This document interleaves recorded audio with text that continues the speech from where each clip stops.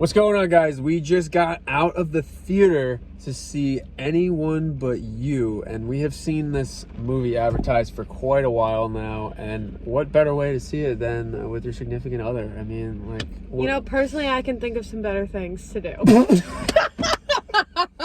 How cringy it can get sometimes, but I think it has... Look, here's the thing. This movie has a lot going for it in the beginning. Yeah, I would say the first 20 minutes, I was really in tune. I was like, where's it going? It was definitely a little overcooked. It was definitely overcooked. But I was intrigued. Yes. I think another thing it has a problem with finding is the style of humor. Like, the slapstick stuff doesn't land. I think that the writing just feels uninspired, you know? Like, honestly, it was points where I actually genuinely couldn't tell if they were being funny or if they were making, like, a... commentary because nobody in the theater was laughing, so I was like, maybe this actually isn't even supposed to be a funny movie. I know, our reaction was really bad with the theater. No one was really laughing. Yeah. I would say that honestly for me, the acting was not really stellar. Not stellar? Or flat period, because I thought it was flat. Like, the acting wasn't my favorite. Their interviews had 10 times more chemistry than their actual chemistry in this movie. They had horrible chemistry. I felt like I was like, so then I was like, you guys are just not really acting that good in this movie because your interviews, your chemistry is off the charts. No, the relationships too were very gray. I actually there was no point I was rooting for Sid Sweeney because she kept brushing off her character. She would brush off.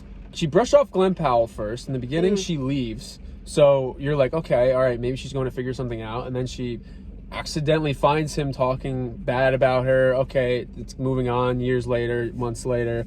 And then, you know, same thing. She has no solidified reason to walk away from not only were you not rooting life. for them, you weren't rooting for anybody because every character was so surface level that even sometimes they would bring up like a little thing of their past and then they would just gloss over it with another surface thing. And I'd be like, well... Again, the overcooking. I was the fiance especially. Yeah, that's what I'm saying. Fiance, there was nothing wrong about this guy. He was heavily interested in her. She literally just said the classic, like, cliche line of like, we were too perfect. Too perfect. I was too comfortable. I just wanted to know what else was out there. It's like, so you just walked away. Also, our biggest problem was the timeline of this did not add up at all. Not at all. Literally, they'd be like 6-month jump, 2 years. And then they'd be like, when we spoke a month ago, I'd be like, what's going on? To the point where Zach and I just got coffee and I felt like I had to explain half the movie to him. Yes. Yeah. Well, because there was bits of things that just happened off screen. Yeah. And I was like, wait, when did they say that? I couldn't even remember when they said that. And then it ended up being a little bit more important. They do the classic send-off with the romantic couple, or, oh, you were the one that I wanted, we made mistakes, also, I'm so happy. So much unnecessary nudity that literally just didn't need to happen at all. It didn't have any relevance, because it was also two side characters that the nudity comes from. That's what I'm saying, like, people were just ripping off their clothes, but not to, like, get romantic, or not to, like, have a deeper meaning, like just ripping off their clothes. I was like, what's going on? Also, the only good parts, I will say, was Glen Powell shirtless. That was the only parts of the movie that I enjoyed. But the other parts, also, like, I just, honestly, Sydney Sweeney in this movie, honestly, I don't have much experience with her acting, but it was really sad. It's not looking good.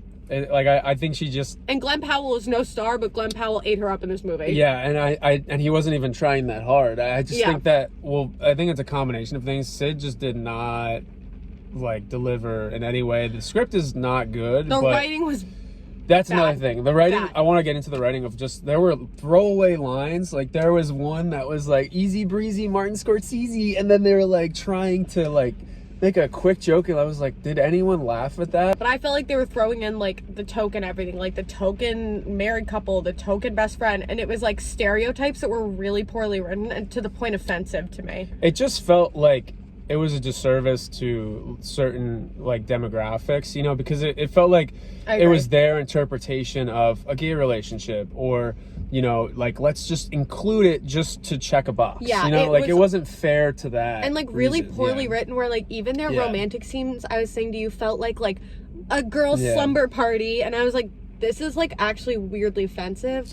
Yeah, well, like the couple that was getting married, they were just acting very like teeny, like oh we're so in love, like literally pushing off their shoulder, like she always had an arm around their shoulder. It was weird. And then it just felt like so not a normal relationship between anybody. And the budget of this movie was crazy. For the budget to be this high and the writing and acting to be so bad was honestly pretty astounding. I mean, and it's like it's kind of a sign of just how Hollywood is they go down these paths of like, let's get the big stars. We know people will come out for it. Rom-com with 2 big stars. Let's do it. Yeah. Attractive young stars. And like honestly, they were not them as people, but like they're beautiful. So I understand, like they were the best part of the movie. They looked great together. You're not going to this movie for acting. You're not going to this movie for an Oscar-winning performance. Yeah, and the trailer showed that very well too. Like you're looking at 2 attractive people, and you're not getting much else from it. You know, totally. And I like the outfits. I'd say that's the only. Costumes were decent. Costumes were fine. Set obviously beautiful. Filmed in Australia. The budget was high. Helicopters galore. Seriously, I was impressed with that. I was like, I want to go here. Also, there's one scene, if you know, you know, where I was like, we cannot come back from this. They gave like the classic like rom-com monologue of them, and it was at the end.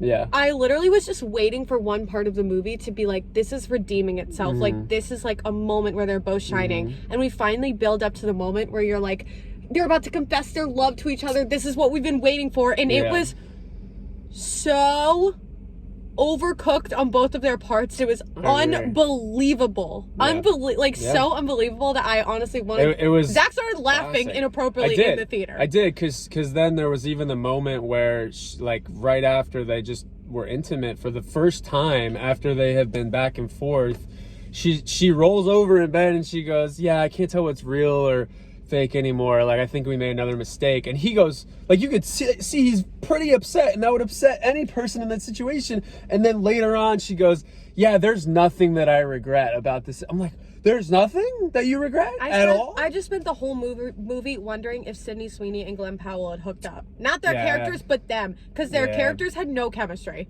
Zero. I mean, their characters had chemistry. The actors, it was just not, it wasn't good. It just felt like the only reason they were supposed to be in love was because they were in the same room with each other. Like there was no other option, you know, but there were other options for both of them the whole time. And the whole wedding was a cesspool. Everybody is having a crush on everybody, and it's making no sense. And people who haven't spoken are confessing their love. I was like, where did this come from? The Australian love interest of Glen Powell is ready to just throw Bo out the door. They're switching partners. People are getting naked. I don't even know what's going on. People were kissing in the background. I was saying, are those major characters? What am I even paying attention to? Stuff with the parents that they're just brushing off the fact she dropped out of law school and like was aloof in the world and trying to set her up, and they were making decent decisions, and then she's just like, I just gotta figure myself out. It's like, but what are you figuring out? Because we haven't seen that in the movie. The first 20 seconds. Great. 20 seconds. That's 20 seconds. Generous. That's generous. Then it's a slow decline to boom. And then we're in the trenches. I can't say it any better than that. And I will say, I did cry, but I want to preface, I didn't cry. Zach looked at me like I was crazy for crying. I cried because I was like, I honestly felt kind of bad for the people whose wedding it was that they were ruining. Yes. I was having sympathy. Fair. I was like, she's ruining her sister's wedding. Yeah. And Team Fiance, if you know, you know, Team Fiance. I was never once rooting for Glen Powell and Sydney Sweeney. I loved her fiance. Yeah. Team Fiance. Yes, the Jonathan guy. Jonathan, great guy. Nice guy. Nothing wrong with him. Nothing. She said apparently nothing wrong there with was something that wrong with him. That wasn't good enough. Apparently there was. So I think they were trying to make a commentary about how like couples are in such bubbles and don't face real problems. But in making that commentary, they were at a rich wedding in Australia with no work, no problems, swimming in a pool all day and going on a yacht and getting drunk. I was like, that's their love story. What's the commentary? They're facing problems? The only problems they're facing is that everybody in the wedding wants to get together. That's the only problem they're facing. That's our out of the theater reaction. I mean, I what think do you give it out of 10? I'm not gonna give scores because we're gonna do that on the review. No! Well, let's hear your score because you might not be on the podcast. See, the acting is like a 2 out of 10. The story is like a 4 out of 10, so we'll keep it at a solid 3. 3. We'll even it out. You're at a 3. I'm gonna match 3. That's how I felt. So I won't. I mean, it's kind of a spoiler, but yeah. Don't do this on a first date. Don't recommend. If you want a good laugh, go see this movie. But that's for the wrong reasons. You're gonna laugh. That's our out of the theater reaction. Review. Review.